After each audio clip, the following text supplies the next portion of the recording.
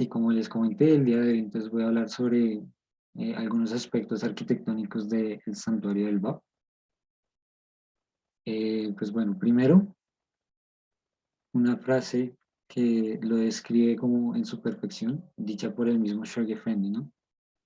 Reina del Carmelo entronizada en la montaña de Dios, coronada en oro brillante, vestida en brillante blanco, ceñida en verde esmeralda, encantando todos los ojos del aire, el mar, la llanura y la colina.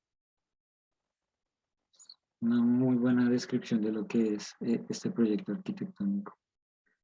Pues bueno, primero, antes de hablar de la arquitectura como tal, pues quisiera de pronto hacer un pequeño repaso de la historia del santuario. Digamos que el santuario ha tenido como cuatro momentos claves de intervención, de construcción. El primero que fue la edificación del mausoleo original, donde pues, se enterró al amado Bab. Luego se le hace unas adiciones de unas 3 habitaciones para completar el recinto y encima de esas habitaciones pues se construye posteriormente la superestructura que corona ese mausoleo original y lo redignifica, ¿no? Y finalmente la última etapa pues que ya tuvo que ver más como con el tratamiento paisajístico, con todo el tema de las terrazas, que pues uno diría de pronto no es el edificio como tal, pero sí hace parte de la arquitectura, ¿no? O sea, digamos que también hay arquitectura en el espacio circundante a los proyectos. Entonces, esas serían como las 4 etapas. Y bueno, de pronto, iniciando, pues tenemos que remontarnos a Haifa en el siglo XIX.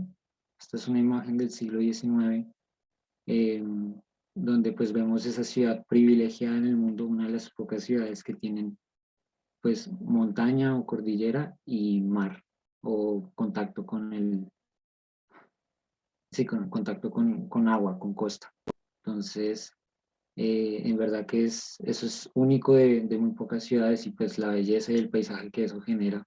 Y justo es en esa montaña en donde pues Bajaola se encontraba caminando en un verano de 1891.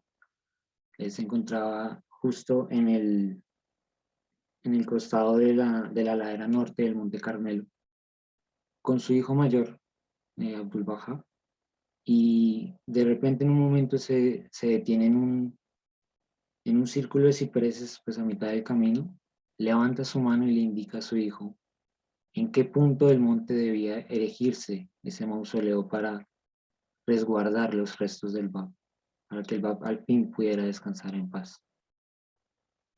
Una vez le ha dejado la labor a su hijo, él empezará a construir ese mausoleo inicial, ese primer recinto donde se va a resguardar los restos del amado Bab. Al respecto, el mismo Abdul Baha pues, ha comentado: cada piedra de ese edificio, cada piedra del camino que conduce a él, la he levantado y colocado en su lugar con lágrimas infinitas y a un costo tremendo. Digamos, todos sabemos pues de la terrible persecución que seguían los bajáis en esa época y pues obviamente cada acción de Abdul Baha estaba monitoreada por aquellos que estaban como en contra de los principios, los rompedores de la causa. Y pues en verdad que fue muy duro y muy difícil para Abdul Baha construir este mausoleo, pero aún así era una de las tareas que le había encargado su padre y pues lo hizo con mucha devoción y al final, en 1909, terminó la estructura. Aquí vemos una imagen de ese primer mausoleo de 6 habitaciones y pues fue el 21 de marzo cuando ya este mausoleo estaba totalmente terminado, que se llevó a cabo pues la conmemoración del sepulcro, el entierro del amado Ab.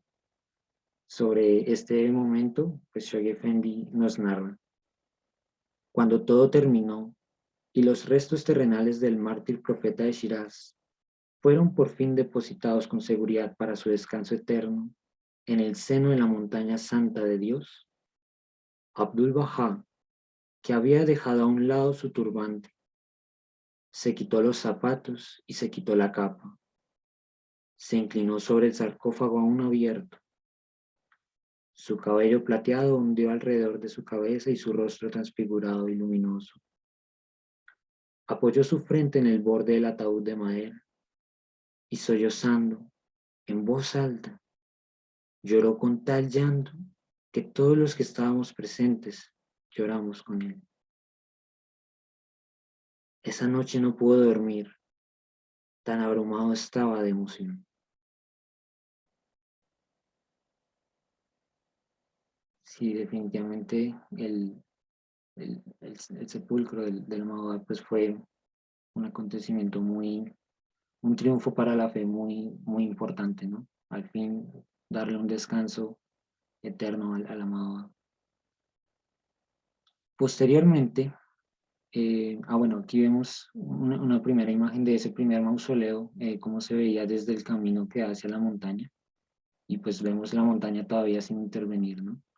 Pero en estos momentos, Abdul Baha ya tenía una visión de cómo era, o de cómo iba a ser ese gran santuario, y le encomienda a Shoghi Effendi, pues su visión, ¿no? Así, Shoghi Effendi decide, primero, pues, en un periodo de 1928 a 1929, terminar el mausoleo inicial. Él decide anexar unas 3 habitaciones, esto pues por recomendaciones de Abdul Baha, para que el recinto tuviera un total de nueve habitaciones y fuera un cuadrado perfecto. Y posteriormente es cuando comienza toda la titánica labor de supervisar la construcción de la superestructura que iba a coronar ese mausoleo original, y pues que iba a mostrarnos de la posición de la Mahoma, ¿no? Que iba a representar como cuál era su rango. Así, en 1942 surge el encargo. Shoghi Effendi le encarga a William Sutherland Maxwell, él era un arquitecto canadiense, que pues en ese momento se encontraba en Haifa y pues era el suegro de Shoghi Effendi. Pues él le encarga que diseñe toda la galería que iba a bordear el mausoleo, y pues todo el edificio que iba a, a representar esa corona del Bab, ¿no? Entonces, pues él duró 2 años haciendo diseños y trabajando día y noche en pensar cómo iba a ser ese edificio, pues obviamente siguiendo algunas recomendaciones del mismo Shoghi Effendi. Por ejemplo, debía ser un edificio que terminara o que estuviera coronado en cúpula, que tuviera unas arcadas, es decir, una serie de arcos alrededor. Eso pues por recomendaciones del amado maestro. Y pues entre la base cuadrada de la cúpula debía haber una base octogonal, un pequeño, un octágono, y pues que también tuviera estilos de Oriente y Occidente, estilos arquitectónicos de Oriente y Occidente. Eso sí ya fueron más recomendaciones de Shoghi Effendi. Pues pasados esos 2 años, se presenta el 23 de mayo de 1944 en la celebración de los 100 años de la declaración del BAP, el diseño de la superestructura, un modelo, una maqueta de 60 centímetros de alto de cómo iba a ser ese proyecto para el santuario. Al respecto, Shoghi Effendi pues, se refiere con deleite y admiración sobre el trabajo del doctor Maxwell, que era una estructura, digamos, que trascendió en santidad cualquier empresa colectiva en el curso de la historia de la fe hasta el momento, que en verdad representaba lo que fue la magnificencia del BAP y los valores como de la fe, o sea, que en verdad reunía como esos principios, ¿no? Así pues, inicia entonces el proceso de construcción. La construcción comienza justo cuando se establece el Estado de Israel, y pues, como sabemos, era una época en la que pues el mundo se estaba recuperando de una guerra. Entonces, pues en Israel no había ni los materiales ni la mano de obra. Entonces, pues Shoghi Effendi habla con otro Bahá'í, que fue también una figura primordial para la construcción, el doctor siciliano Hugo Giacheri, que pues viaje a Italia y allá adquiera como la mano de obra capacitada y todos los materiales necesarios. Entonces, pues Giacheri contrata a varios artesanos. Aquí vemos a Hugo, que en Italia empiezan a cortar, tallar y pulir piedra de champu y granito roce para producir 28 columnas, 8 pilastras y 28 arcos, además de pues otras piezas y otros elementos que se exportaron en barco, siendo en esa época el edificio prefabricado más grande que se exportaba de Europa a cualquier parte del mundo. En verdad fue la construcción de la superestructura fue una empresa y una labor titánica y digna de alabar, ¿no? Entonces aquí vemos un poco como esas imágenes de esos primeros, de todas esas columnas que se construyeron en Italia, pero pues se transportaron hasta Haifa. Y pues otra imagen de los primeros obreros. Otro bajay que pues también fue muy destacado en este proceso de construcción del santuario fue Leroy Yoas. Él pues en 1900 llegó a Haifa, Estados Unidos. Digamos que él en Estados Unidos estuvo vigilando el proceso de construcción de la casa de oración de Wilmette. Y pues cuando llega a Haifa, él llega a colaborar en la supervisión pues de las obras ya de lo que sería el tambor, es la estructura donde se apoyan las cúpulas y pues la cúpula, la coronación de la superestructura, ¿no? Entonces, que por cierto, pues esa cúpula también es otro ejemplo de un trabajo también titánico de prefabricación, pues por lo que fue el desarrollo de las 15.000 baldosas esmaltadas en oro que se fabricaron en Holanda y que pues son todas las que adornan pues sí, la coronación del santuario. Gracias a les de estos dos amigos y de muchos bajáis alrededor del mundo que pues estuvieron colaborando en el proceso de construcción, de supervisión o dando a los fondos, al fondo especial que había para tener como lo necesario, los requerimientos materiales necesarios para continuar la construcción. Finalmente, pues se, se, se, se consolida la construcción y Shoghi Effendi pues anuncia la conclusión del proyecto en un cablegrama que se dirigió a una conferencia Bahá'í en Nueva Delhi. Esa conferencia se está desarrollando del 7 al 15 de octubre de 1953 y pues justo su mensaje en ese momento llegó como el clímax triunfal del Año Santo, el año que marcó el centenario del nacimiento de la misión de Bajaola y pues de las primeras etapas del exitoso plan decenal para difundir las enseñanzas bajáis por todo el mundo. Entonces, justo coincidió con un momento clave para la fe y fue como ese poder verlo el triunfo de años de esfuerzo, ¿no? Para los bajáis alrededor del mundo. El último proceso de construcción, como les mencioné, pues ya tiene que ver con lo que fue la construcción de las terrazas. Esto ya fue pues mucho posterior. Fue ya en 1987 cuando la Casa Universal de Justicia envía el mensaje de que pues decide continuar como esa gran empresa y culminar el proyecto, la visión de Abdul Baha con la construcción de las terrazas. Entonces, pues desde 1987 hasta 1990, que fue cuando iniciaron las obras, pues la casa empezó a recibir digamos, muchas contribuciones de los amigos alrededor del mundo y en 1990 es que puede iniciar la construcción de las terrazas, que pues es una obra que duró 11 años. Entonces aquí vemos la imagen del 2001, la inauguración, lo que sería la culminación de esa gran empresa, de ese gran proyecto de, de lo que fue la construcción del Santuario del Bajo. Un momento, digamos, también bastante especial y al respecto, pues la casa menciona que la belleza y magnificencia de los jardines y terrazas son solo un símbolo de la transformación que está destinado a ocurrir tanto en el corazón de la gente del mundo como en el entorno físico del planeta. Entonces, en verdad que el santuario es un símbolo del cambio espiritual que va a vivir el mundo. Listo. Eso pues respecto un poco a la historia muy resumida de cómo fue el proceso. Obviamente hubo muchas cosas, muchas limitaciones, muchos logros y cosas que en verdad fueron únicas en su momento.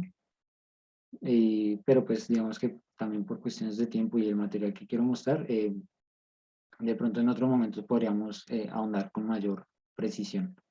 Ahora pues me voy a concentrar en explicar cómo la arquitectura. Primero pues una cita de Bajola. Así hemos construido el templo, con las manos de la fuerza y del poder. Ojalá lo supierais. Este es el templo que os fue prometido en el libro.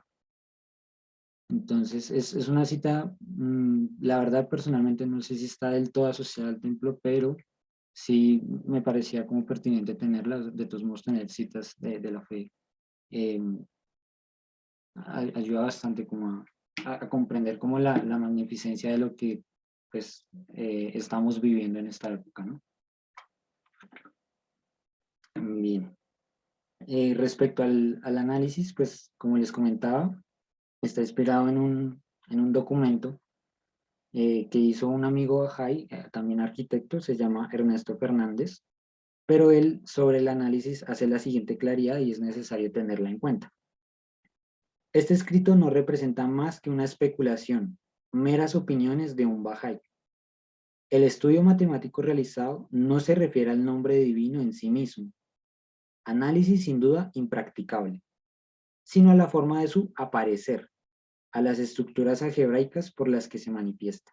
Entonces, como menciona, simplemente es como unas especulaciones que de pronto en el mundo de la arquitectura, por cosas que nosotros estamos estudiando, uno podría decir, ok, tal vez pueda representar esto.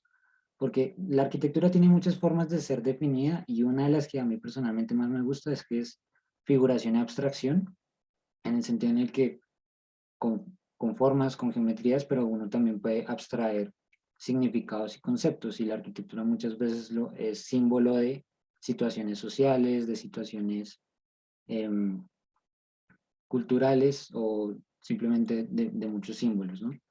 Entonces, por eso, digamos, el mencionar simplemente puede ser una especulación. Pues bueno, respecto al santuario, primero pues se hace una claridad de qué es propiamente el santuario. Digamos que la estructura del santuario corresponde a un kuba islámico. El kuba pues es una estructura que es una base cuadrada en la cual se corona una cúpula y es un tipo de arquitectura que se utiliza mucho para guardar restos sagrados. Es un edificio pues digamos sepulcral y su nombre viene del término alcoba, como de que los restos sagrados no se entierran, sino se hace una habitación especial para ellos. Eso es muy propio de la tradición islámica y pues por eso lo hemos reflejado en el santuario. Respecto a algunos de los elementos, pues aquí vemos varios enmarcados, pero yo solo me voy a centrar como en tres importantes y son como los cuerpos volumétricos. Entonces, pues vamos a ver una base, un cuerpo intermedio y la cúpula, pues que toda la estructura de la cúpula vendría a ser el tambor. Todas las cúpulas siempre necesitan el tambor, que es un elemento circular donde se corona pues la cúpula y la linterna, que pues ya es más por efectos estructurales para que una cúpula funcione. Entonces son estos tres como los cuerpos de los que voy a hablar. Entonces iniciaríamos primero con la base cuadrada. Entonces, pues respecto a la planta del edificio, pues la base cuadrada, pues el cuadrado se asocia mucho al mundo terrenal. Por ejemplo, aquí vemos una imagen del hombre de Vitruvio, donde pues vemos que el hombre está encerrado justamente en un cuadrado, dando a entender como esa realidad de la materia, esa realidad de este cuerpo, de, de este mundo, digamos, de ceniza que se nos hablaba en otros escritos. Y pues bueno, solo por mencionar, por ejemplo, en el caso del dibujo del hombre Vitruvio, el centro del cuadrado coincide con el inicio del órgano reproductor, como dando a entender que pues sí, como esas necesidades propias de aquí, sí, como esa realidad material, nuestro mundo.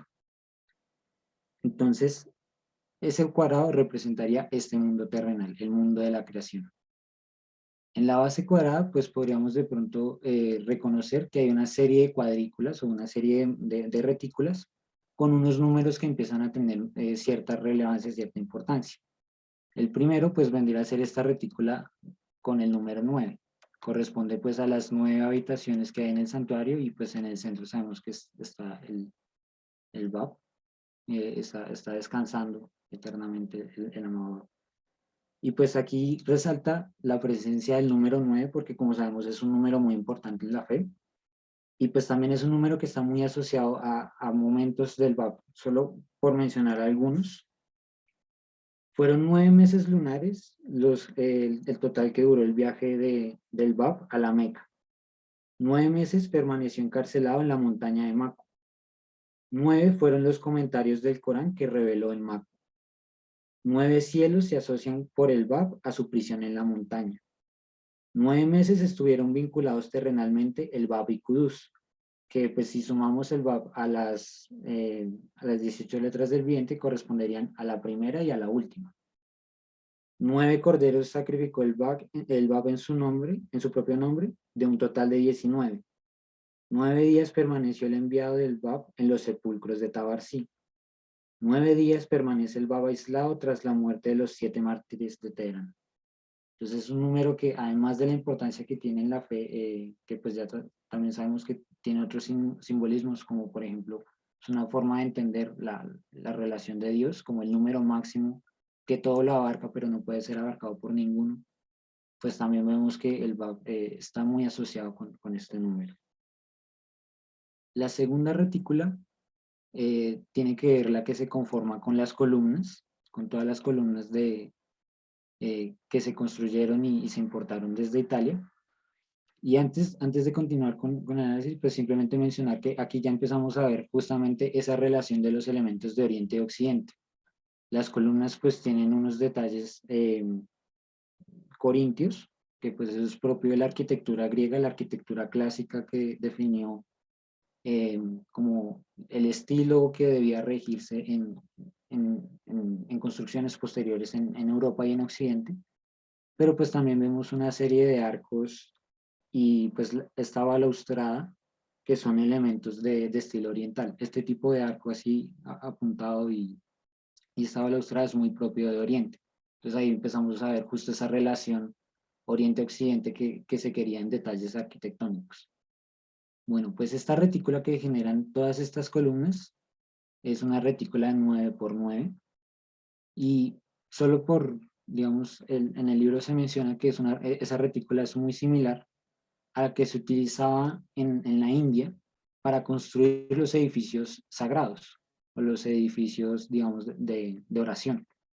Entonces, esos edificios pues se llaman mandir y pues su significado es que son el centro donde se promueve el desarrollo de la mente y el conocimiento y pues son los edificios, como bien lo mencionaba, donde se ora en el hinduismo. Y estos edificios pues surgen a partir de esta estructura, que es el Vastu Purusha Mandala. Es una estructura de organización en el que se destina una serie de recintos o una serie de senderos, pero todos giran en torno al espacio central, porque el espacio central es el punto sagrado y el punto como de conexión con el universo. Entonces es el punto como donde se establece la conexión de lo material a lo espiritual, o de este plano terrenal al plano de lo divino. Entonces vemos que justamente hay una relación muy similar con el santuario del Bab, que pues justamente él está en el centro y nos da a entender como su posición de conexión entre este plano material y el plano espiritual, muy similar a estas arquitecturas.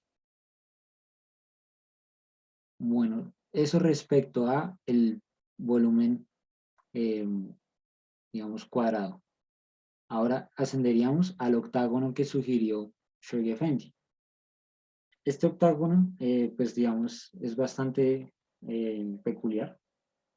Digamos, lo primero, pues hacer nuevamente un reconocimiento de que también se ve esa presencia de elementos de Oriente y Occidente. Aquí vemos una serie de pináculos y pues esto de acá que es un triglifo, es decir, 3 ventanas juntas que pues también tienen una función estructural. Esos son elementos propios del gótico que se desarrollaron en la arquitectura gótica y pues que el gótico fue el estilo arquitectónico por excelencia de la arquitectura sagrada para el cristianismo. Pero el estilo de las ventanas nuevamente viene a ser oriental y también vemos aquí arriba la barandilla de hierro pues con detalles de flor de loto, que sabemos que la flor de loto pues es un símbolo muy importante en Oriente. Entonces volvemos a ver esa conexión de ambos planos, ¿no? Este octágono, pues para su construcción se realiza pues esta estructura, una serie de vigas que forman una estrella de 8 puntas, justamente pues para poder sostener, y unas columnas pues que se funden justo en los muros que están debajo. Y esta estructura de 8 puntas recuerda mucho también, o se recuerda mucho de esa estrella de 8 puntas en las fuentes que había alrededor del santuario. Y eso llama la atención es porque en el texto mencionaba que, por ejemplo, el octágono también aparece en el cristianismo y se asocia al símbolo de la fuente en general y particularmente a las fuentes, a las fuentes bautismales. Entonces, cuando uno mira como esas fuentes bautismales en las primeras arquitecturas, también tienen esa estructura de 8 lados. Entonces, puede ahí haber un vínculo de la importancia, digamos, de esa estructura. Pero ya centrándonos en el octágono en sí, pues también hay otras tradiciones que asocian esta figura de la siguiente manera.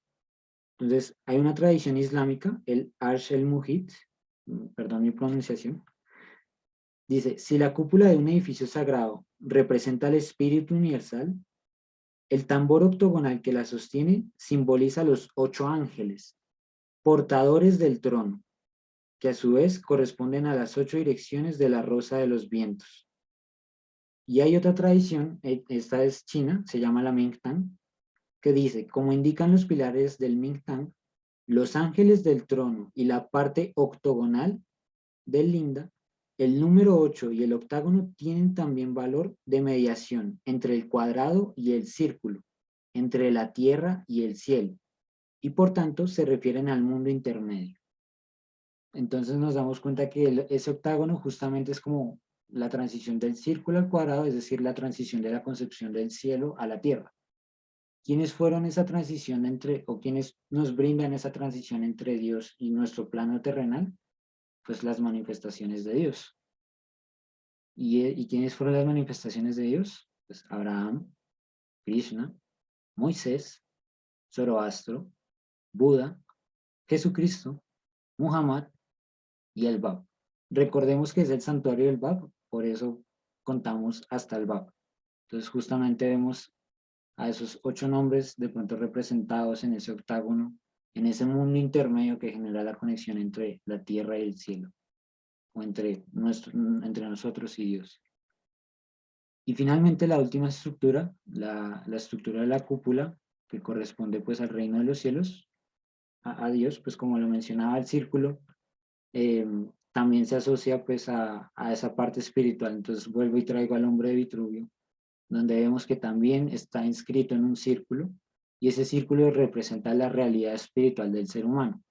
En el caso de esta representación, el centro del círculo coincide con el ombligo, justo el lugar donde se obtiene la vida, como por decir, el origen de la vida del ser humano, como por así decirlo.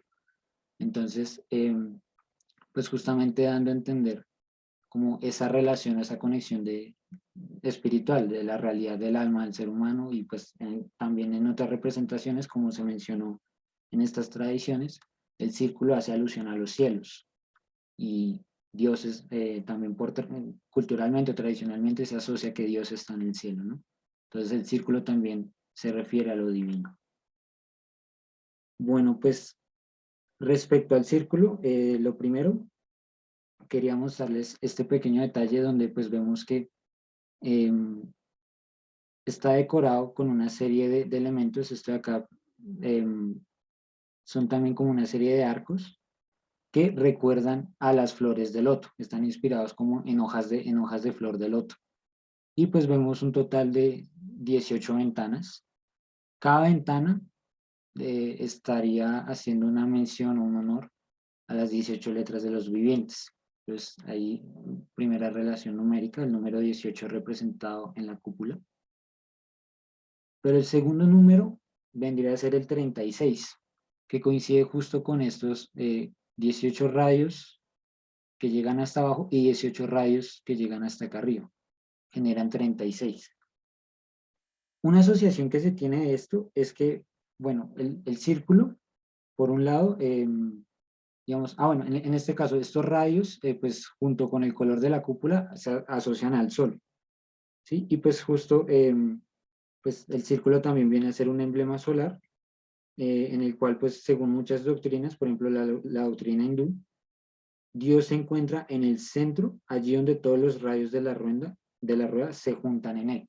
Entonces, de pronto también una forma de asociar como el sol o bueno, en este caso el círculo y sus radios a Dios. Pero ahora, cuando hablamos del Sol, pues también el Sol es el que determina nuestro tiempo.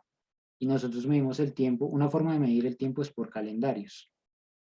Entonces, pues aquí estaríamos viendo 360 grados, cada rayito, entonces serían 300, marcan los 360, y el punto central sería el 1, 361, que justamente son los días que tiene el calendario Badí.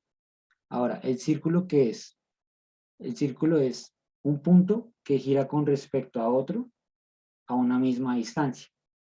Y hay una descripción que el Bab hacía de su posición respecto a la posición de Bajo'lá. El Bab se describe como un anillo sobre la mano de aquel a quien Dios hará manifiesto, quien lo hace girar como a él le place. Entonces, justamente de pronto también otro simbolismo que podría estar representado es que justamente ese círculo, esa cúpula representa cómo el Bab era ese punto a partir del cual giraba, digamos, no, desde el cual que giraba más bien alrededor de Bajo'lá. Y pues justo entre los dos son los que generaron el calendario de 361 días. Esas son como algunas representaciones que de pronto pueden estar marcadas en esa hermosa cúpula.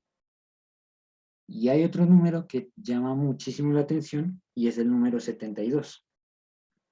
Resulta que si nosotros miramos, por ejemplo, la cantidad de hojas de flor de loto que les había mencionado, y por eso pues aquí pongo el detalle, tendríamos 18 hojas de flor de loto donde estarían las ventanas, pero entre las ventanas aparecen otras 18 hojas de flor de loto, vendrían 36.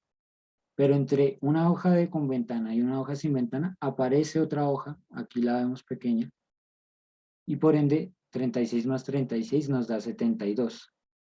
Aquí vemos otra imagen que es del más grande nombre. Esta fue una representación gráfica del más grande nombre que se utilizó en los primeros libros del Kitab y Agdas, y que pues viene con nuevamente como la imagen que teníamos del Sol, no sé si recuerdan, con, en este caso son 73 rayos, pues para hacerla simétrica, pero es justo porque el 72 y el 73 pues tienen también unos simbolismos importantes, y pues bueno, estos sí los voy a leer porque son muchas tradiciones las que hablan de este número.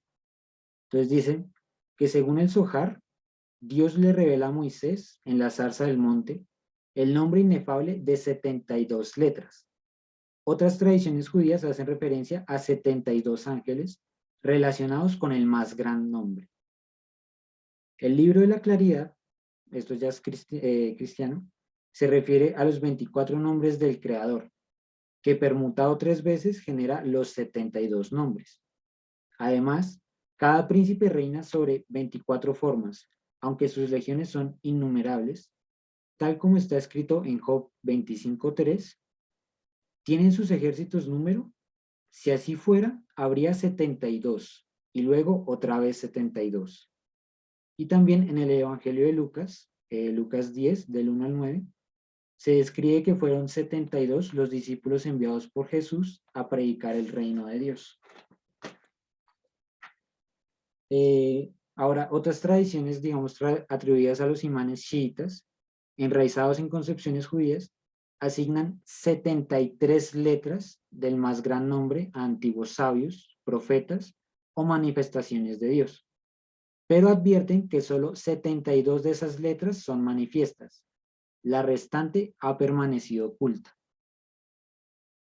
Dato curioso, ¿no? O sea, justo son 72 los rayos o 72 los números, pero pues el centro donde coinciden todos los rayos podría marcar un punto 73 que coincide al bajo. La letra que estaba oculta puede ser otra representación. Y según un célebre hadith Muhammad, según un célebre hadith, Muhammad declaró: después de mí, mi comunidad se dividirá en 73 sectas, de las cuales 72 perecerán y una sola se salvará. Y en la Fahai, pues también el 72 está bastante presente, no solo acá en la estructura, sino, por ejemplo, se menciona que fueron 72 los mártires y compañeros de Mullah Hussein en el fuerte de Tabarsí. Yo, junto con 72 de mis compañeros, moriremos por nuestro bien amado. Y bajo la menciona al 72, tanto en los 7 valles, en la frase, el amor es un extraño en cielo y tierra, 72 locuras en él encierran, como en los 4 valles, una frase muy similar, el amor desdeña ambos mundos, 72 locuras hay en él. Entonces, la verdad, la del 72 es una de las que más curiosa me parece a mí personalmente. Y ver cómo está ejemplificado también pues en símbolos bajáis y en el santuario mismo, en las 72 hojas de flor de loto. Bueno, entonces finalmente quisiera que volviéramos a la imagen que teníamos del santuario, la estructura. Entonces ya vimos que tenemos tres cuerpos, ¿no? Una base cuadrada, un octágono que se posiciona en la base y una cúpula. Digamos que los tres están respondiendo a un eje pues, estructural, pero también habría otro eje que vendría a ser una columna de luz. ¿Qué es una columna de luz? Es cuando la luz centra e ilumina todo el espacio y hace que distintos niveles se sientan como uno solo, que conecta y se siente como un gran espacio. O sea, uno aquí adentro no siente que son 3 volúmenes, sino uno siente que está en un único lugar, en una única habitación. Es gracias pues también en parte al efecto de luz, al efecto columna de luz. Entonces, tenemos que esa base cuadrada nos está hablando del mundo de la creación, el mundo de los seres humanos, y el círculo, la cúpula del mundo de Dios. Entre los dos, Shogefen insistió en colocar un octágono que significa el mundo del reino o el mundo donde están las manifestaciones de Dios. Y hay una columna, un eje de luz que los conecta, que vendría a ser como esa voluntad primordial o el Espíritu Santo que se menciona también en otros libros.